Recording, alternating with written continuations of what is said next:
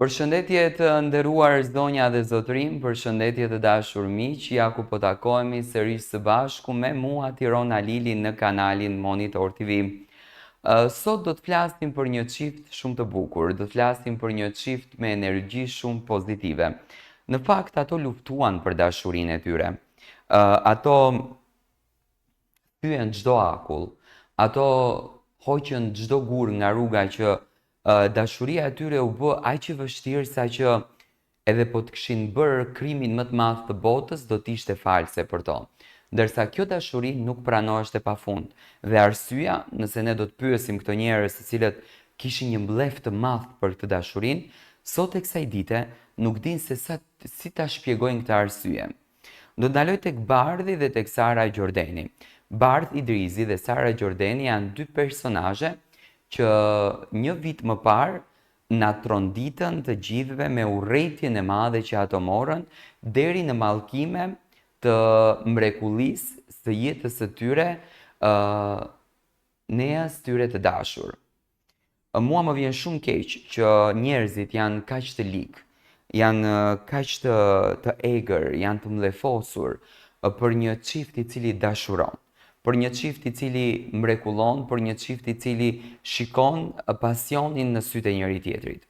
Dhe kur të tjerët mundohen të vendosin për përzgjedhjen tënde në jetë, kjo të bën që të ulesh të mendosh edhe të thuash ku po shkojmë ne si shoqëri. Çfarë duhet ne të bëjmë? Kur do me thënë këto njerëz, shikoni se çfarë po bëjnë. Po nxjerrin urrëtie pse Bardhi dashuroi Sarën.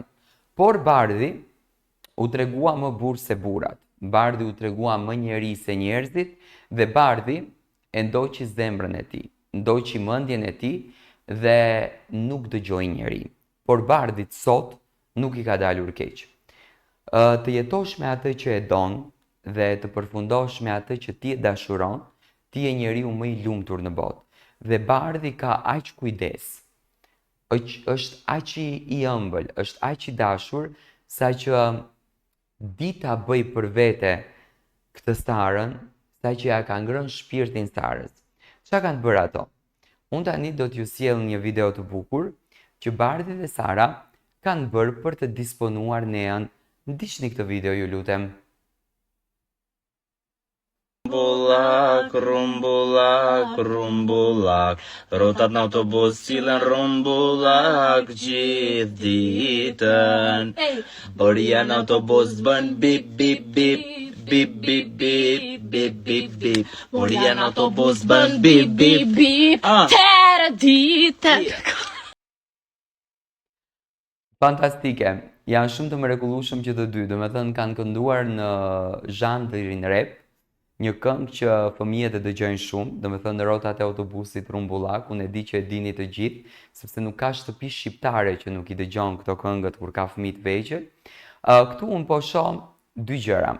Po shoh dy prindër shumë të përkushtuar ndaj fëmijës së tyre, një mesazh shumë i bukur ndaj të gjithë prindërve të tjerë, dhe po shoh një çift që vërtet dashuron me shpirt, dashuron me zemër njëri tjetrin dhe janë shumë të lumtur së bashku.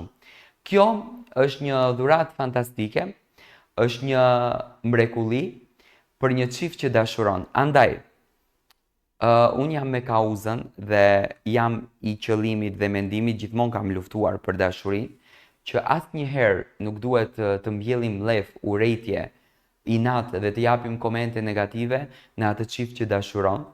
Ju të cilët komentoni, më besoni që nuk jeni më të mirë, që komentoni negativisht, jeni më të këqij nga ato njerëz që ju pretendoni se janë njerëz të këqij.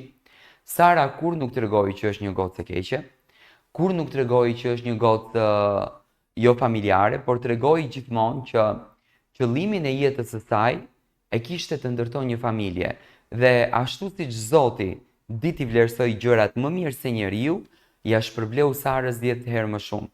Unë uroj që Sara dhe Bardhi të jenë gjithmonë kështu, të kënaqen, të argëtohen dhe vajza e tyre u rrit me të gjithë mirat e botës dhe uroj që Zoti të bind këta njerëz që mos bëjnë gabime të këtilla, sepse komentet negative shkatrojnë jetën e tjetrit. Jo çdo njeri është si Bardhi, që të ndjek zemrën dhe të respektoj zemrën, sepse bardhi u tregua më zotni dhe më burr se çdo burr tjetër.